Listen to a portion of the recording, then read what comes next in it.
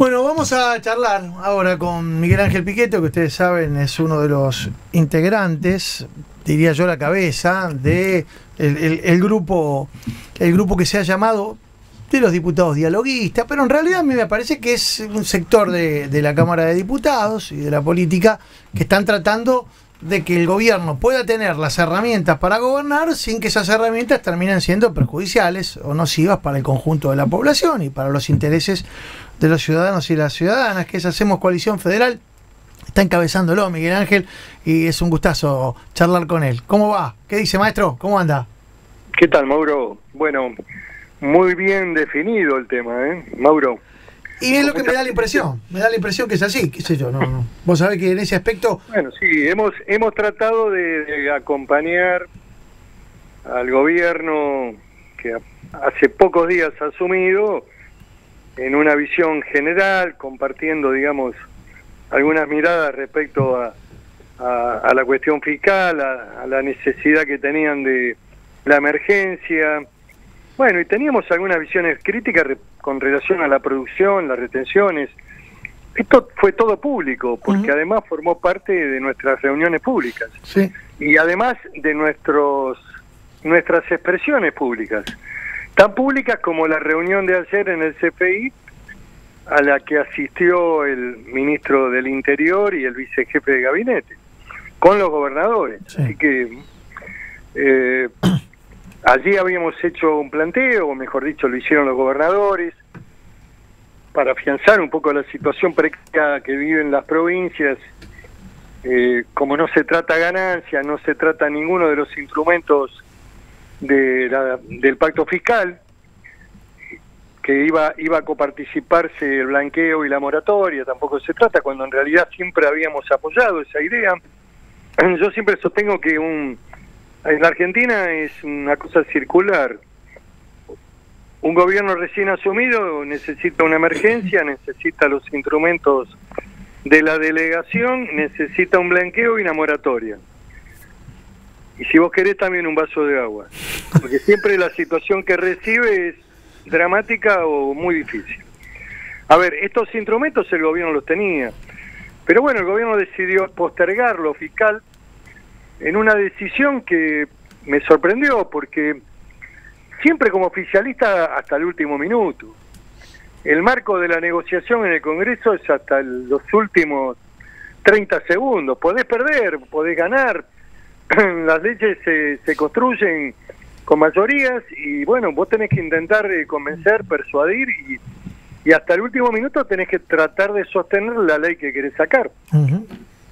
Nosotros hemos perdido en la historia una ley como la 125 en las últimas 4 horas. Sí, sí. Y hay otra ley que fue la derogación de la 20840. Exacto. Que fue un hecho casi realmente muy importante para el gobierno de Duhalde en el marco de la crisis, que era la derogación de la ley de subversión económica, que la pedía el fondo y la pedían los bancos y la pedía el sistema financiero, y que recordá que en ese momento los bancos habían quedado con la parte de los depósitos. En fin, era una ley que había que eliminar, era un residuo de la dictadura. La 20840 tenía dos partes. La primera eran los delitos de la insurgencia y la segunda eran los delitos económicos.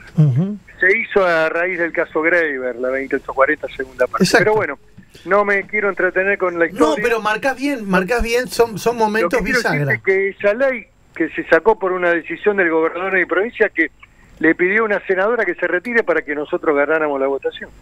Así fue el tema, y en el último minuto, faltaban 10 minutos para perder. Lo que quiero decirte que, bueno, el gobierno decidió el viernes, habrá tenido sus razones, tal vez para tratar todo lo fiscal todo junto. Fíjate que retiró también ganancias, y también ayer hablaron, por lo menos, en el tuit, sería bueno que comunicaran y no contestaran por tuit, hablaron de que retiraban también el impuesto país. Sí. Bueno, los gobernadores habían planteado una participación de ese impuesto que el 70% se lo lleva a la nación, el otro 30% está destinado a viviendas populares. Los gobernadores dijeron, bueno, nosotros vamos a colaborar y nos hacemos cargo de la continuidad de las obras de las viviendas populares. un plan que había hecho el gobierno de Macri, pero en este momento también estamos con dificultades financieras. Creo que sería bueno, razonable. Bueno, la cuestión es que la reunión fue buena con Guillermo Franco. Es cierto que no hubo una definición categórica de Franco, porque sería injusto decir que la hubo, y hubo casi como de parte de él una mirada de que había razonabilidad en el planteo, pero bueno, después el gobierno contestó, el presidente contestó, digamos, el gobierno con un Twitter desde la Casa Rosada, desde la oficina del presidente. Sí, como que todavía estaba en veremos, que eso se discutía después. Bueno, se discutía después, por lo tanto, bueno, lo fiscal va a haber que discutirlo después, y esto indudablemente viene bien analizarlo, porque es imprescindible que la nación y las provincias tengan un nuevo acuerdo fiscal. Que no, la gente vive, como dijo Ignacio Zuleta, que lo escuché en un reportaje que hizo en un programa de radio, la gente vive en las provincias. La nación es una entelequia que es producto de la decisión constitucional del 53, del 60 y del 94, es la voluntad de todas las provincias unidas, que en su momento conformaron las Provincias Unidas del Río de la Plata, de convertirnos en un país. Pero la gente, el ser humano está en las provincias, está viviendo allí. Está la capital, que funciona en la Ciudad de Buenos Aires. Bueno, pero ayer estaba el jefe de gobierno de la capital también ahí, ¿no? El de la Ciudad de Buenos Aires. ¿Cómo? Que bueno, ayer también estaba el jefe de gobierno. El gobierno de la ciudad, que entre paréntesis ayer estuvo Jorge Macri también en la reunión. Por eso lo señalaba. Hubo gobernadores importantes y hubo también representantes de gobernadores que no pudieron venir, como el caso del gobernador Jaldo de Tucumán, que mandó a sus 2 diputados. Hubo vicegobernadores, estuvieron gobernadores de la Patagonia. Esperá, vos que venís de ese palo, por supuesto, y que conocés muy bien al peronismo, a ese peronismo federal, que hoy está encuadrado dentro de Unión por la Patria, pero por ejemplo en el caso de Jaldo ya medio agarró la garrocha, vamos a decirlo, ya está como mirando. Pero lo de Jaldo, yo entiendo que los gobernadores tienen que defender los intereses de su provincia, y a mí me parece totalmente legítimo, primero la provincia. Hacer acuerdos con la nación no me parece purio, ni me parece una traición, ni me parece... Además vos sabés que yo tengo una mirada respecto a ese tema de la traición, que sí. En términos políticos me parece que es un absurdo calificar de esa manera.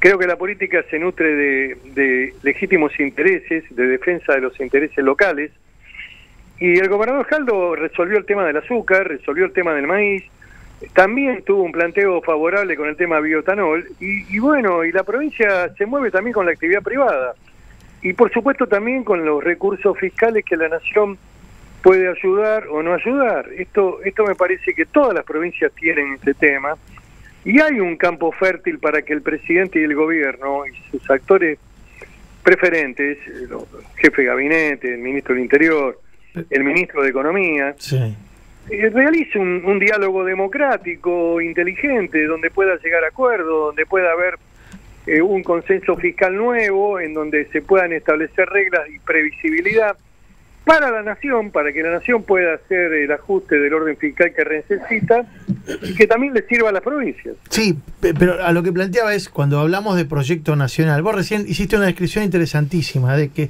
es una nación, o qué es la nación, sino un conglomerado de las voluntades de las provincias, pero existe un proyecto, además, más allá de lo institucional. Un proyecto nacional, una visión de país. ¿Y no crees que en eso es peligroso que los gobernadores se corran, digamos, del alineamiento político que tiene, o te parece natural que esto ocurra? Porque no se habla solo de Jaldo. A mí me parece lógico que los gobernadores tengan con el gobierno y con el presidente una relación razonable, inteligente, estable, que les permita a ellos llevar adelante la gestión sin sobresaltos, sin cuasimonedas, sin cosas que alteren, digamos, la paz social. A mí me parece que eso es válido, que yo no lo veo para nada negativo, al contrario, lo veo como un hecho virtuoso, positivo. ¿Imaginás que en este contexto puede haber más gobernadores del espacio de Unión por la Patria que adopten medidas, digamos, compatibles con las que Jaldo adoptó la semana pasada? Es decir, que traten de incidir en sus diputados para que cambien su voto. Yo he hablado con varios, no voy a dar nombres por una cuestión de prudencia, pero los veo con una gran razonabilidad frente al nuevo gobierno. A mí, en el momento que yo era presidente del bloque del Senado, durante 4 años, en la gestión de Macri, tuve una interacción muy positiva de los gobernadores del justicialismo con el gobierno nacional. Y el Macri tuvo gobernabilidad y las provincias tuvieron un orden fiscal, no hubo violencia en la calle, no hubo ninguna situación compleja que ha habido paz social, que me pareció importante también. Yo creo que eso es lo que hay que preocuparse por el conurbano. El gobierno tiene que preocuparse por darle al hermano de la Torre, que en lugar de hacer tweet, tiene que ayudar al hermano para que tenga alimento para repartir en la gente, porque hay mucha desesperación en el conurbano. Bueno, estás hablando de Pablo de la Torre, que es uno de los, digamos, colaboradores más directos que tiene la ministra de Capital Humano. Bueno, y es el hombre que se encarga, digamos, de las relaciones con la realidad, con el conurbano, conoce el conurbano. De la Torre también lo conoce, pero hoy está faltando comida en muchos lugares y sería bueno que pidan las partidas para comprar comida, porque los datos que tenemos es que tampoco han hecho las partidas, han hecho los pedidos para el Ministerio de Hacienda, no para el Ministerio de Economía. O sea que lo ves complicado. Lo decimos con un aporte constructivo, porque tenemos relaciones, conocemos el espacio y lo recorremos y hablamos con la gente. Pero Entonces, ¿vos crees que puede faltar comida? ¿No? Bueno, hay algunos sectores en que está faltando y que ahí es donde el gobierno tiene que ayudar. No es un hecho famélico, acá no, el hambre famélica, digamos, como concepto africano no existe, pero empiezan carencias muy grandes porque también la gente ha recibido en la recomposición de los precios relativos de los alimentos, de los servicios, de los colectivos, un impacto muy fuerte que hay que tratar de ver cómo se ayuda para atenuarlo, ¿no? ¿Y cuánto puede, cómo estás, Miguel? Acá Nazarena Lomagno te saluda. ¿Cuánto puede durar esta idea de atenuar el impacto? Digo, en algún momento quien no tiene para comer genera una reacción social.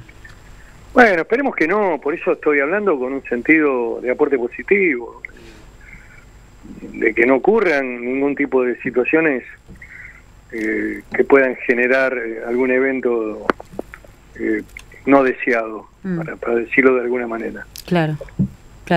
Yo, ¿sabes qué? Te escucho en esta y en varias definiciones, como recordando un poco la idea de nación, la necesidad del diálogo y el consenso, que los encuentros políticos no se hacen por fuera del Congreso, digamos, como todas cuestiones importantes que al mismo tiempo son básicas y que sirven más como salvavidas político, ¿no? A la propia gestión. Digo, ¿vos te sentís de la misma manera, como tratando de reencauzar cosas básicas al gobierno? Tengo una experiencia en el Parlamento que fue parte de mi vida, muy muy importante, un aporte para la construcción de consensos. Me parece que el camino es ese, porque el sistema político es democrático, tiene en el Congreso un poder del Estado, en el Poder Judicial otro poder del Estado, y el Poder Ejecutivo, el presidente, es una figura realmente de gran trascendencia en la Argentina, porque hay un hiperpresidencialismo acentuado después de la reforma del 94. Fíjate que la reforma constitucional del 94 quiso hacer un presidencialismo atenuado con el jefe de gabinete, pero bueno, esta es la Argentina, y hacemos todo a mitad de camino. Entonces salió una figura híbrida de un jefe de gabinete que no tiene moción de censura en el Congreso, que no lo podemos echar, y que no sirve para ser un amortiguador de la figura del presidente. Bueno, particularmente este jefe de gabinete es raro, ¿no? O sea, no sé, me da la impresión que está como operando en un lugar distinto al que nos tenía acostumbrados, o nos tenían acostumbrados experimentos anteriores o perfiles anteriores de jefe de gabinete. Y digo, incluso metelo en la bolsa a Marcos Peña, que también era raro, que tenía un estilo muy particular. Bueno, son estilos, pero digamos, no quiero hacer un juicio de valor, no lo conozco, no he estado con él. Por lo tanto quiero ser prudente.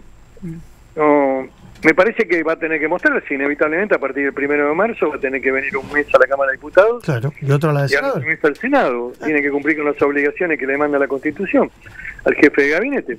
Sí. Pero bueno, hoy tendrá un rol de más perfil bajo. Indudablemente que ese rol más protagónico lo debería haber cumplido el ministro de Economía, en el tratamiento de la ley de emergencia económica, de analizar, digamos, la situación económica y comentársela al Congreso, me parece que hubiera sido bueno. Tampoco le quiero poner ficha a Caputo, porque me parecería que tengo un problema personal.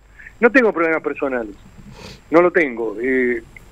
A mí me parece que hay que reconstruir un diálogo en la Argentina, que hay que salir de la coerción, de la amenaza. Esos temas no sirven, no sirven. Hay un cartel muy interesante en la Cámara de Diputados cuando vos subís la escalera que dice: tenés cuidado cuando subís, no agravies a nadie ni ofendas a nadie, porque cuando bajás te lo vas a volver a encontrar. Sí, totalmente. Pero, espera, dijiste Caputo y no puedo dejar de preguntarte, más allá de la opinión personal, que no se trata de esto lo que te quiero consultar. Caputo es en gran parte responsable del proceso de endeudamiento que nos llevó a un lugar incómodo, por lo menos a la Argentina.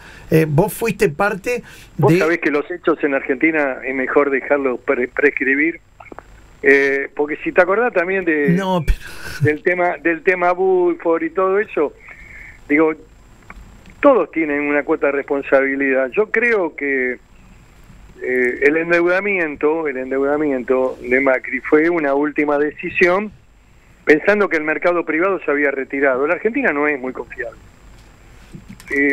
Si vos querés lograr inversiones en la Argentina, este gobierno va a tener que hacer muchas cosas. Además de dar confianza con un mensaje capitalista, va a tener que hacer prórroga de jurisdicción para las inversiones, porque de lo contrario nadie te va a venir a poner la plata. Y después vas a tener que tener marcos jurídicos donde tenés que permitir retiro de utilidades, donde lo que se trate de petróleo, gas y minería tienen que tener valor internacional, porque de lo contrario nadie viene. Está bien, eso es un planteo. Yo igual iba a otro terreno. Si eso es el mérito por el cual Milei terminó eligiéndolo como perfil de ministro de Economía para una etapa en la cual evidentemente la Argentina...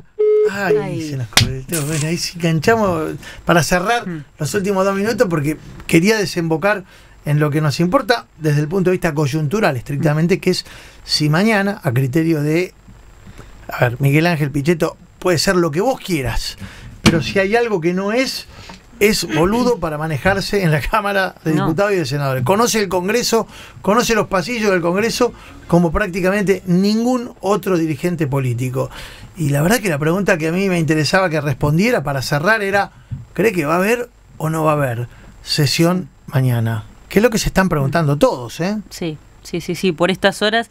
Es la gran pregunta, ¿no? Si efectivamente va a haber sesión y sobre todo si el gobierno nacional puede llegar a tener los votos correspondientes. Lo tenemos para el remate, entonces. Miguel.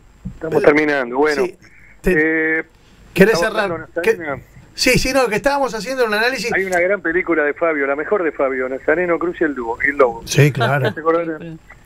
Una película de gran fantasía, de un gran artista. Una de las tantas de Fabio. Pero cerrá lo de Caputo, que te quería preguntar algo más específicamente relacionado con lo de mañana.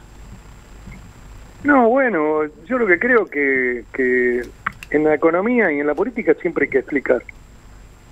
La didáctica es parte de las necesidades que tiene la sociedad para saber a dónde vamos. Y bueno, y un ministro de Economía siempre tiene que hablar, y a veces hay que hacer esfuerzos y bueno, y entonces hay que explicarle a la gente el porqué de los esfuerzos, cuáles son los logros que van a venir después de los esfuerzos, y después también hay que construir un mensaje de más ilusión, de que hay una salida más luminosa. La Argentina tiene un gran potencial. Este año puede tener ingresos por más de 25.000 millones de dólares en importaciones de agroindustria. Y este año vamos a tener déficit cero en materia de... No sé si no tenemos algo de superávit en materia de petróleo y gas. Y si le damos a la máquina de la minería y nos dejamos de embromar con que no se puede hacer minería y que siempre aparece un curita impidiendo con 4 buenas señoras a que no se haga minería en los pueblos de la Patagonia, si hacemos minería, la Argentina tiene una potencia extraordinaria, incluso con los minerales del cambio climático. Así que yo no veo un horizonte tan oscuro. Yo creo que el gobierno tiene herramientas. Es cierto que tiene que equilibrar la macro, pero tiene potencial la Argentina. Miguel, para cerrar, ya estamos sobre las noticias del mediodía. ¿Ves factible la realización de la sesión mañana? ¿Habrá sesión?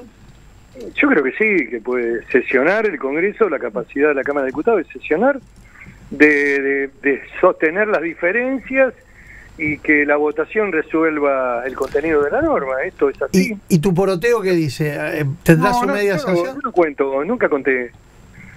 Yo era el presidente bloque, no contaba. Siempre tenía alguien que lo hacía. Y nosotros tenemos que tener un secretario parlamentario y fundamentalmente el oficialismo es el que tiene que contar. Está claro, está claro. Miguel. Para sacar la ley. Había un viejo apotegma y un viejo dicho de Jorge Maggi, que era presidente del bloque cuando yo llegué a la Cámara de Diputados, que era de La Pampa, Jorge. Sí, sí. Un gran presidente del bloque, muy eficaz. ¿Qué decía él? Muchachos, era muy disciplinado. Además, había que hablar cuando te daban la orden. Había una disciplina prusiana en el Congreso. Era otro Congreso también, ¿no? Sí, es cierto. Y yo pude hablar al segundo año, en el último trimestre del segundo año, cuando llegué en el 93. Pero bueno, él decía que el oficialismo se lleva la ley y la oposición el discurso. Está claro, está Cuanto claro. más rápido, mejor. Miguel, como siempre, bueno, un gusto charlar con vos, ¿eh? Encantado, igualmente a los dos, que sigan bien. Abrazo enorme. Miguel Ángel Pichetto, uno de los referentes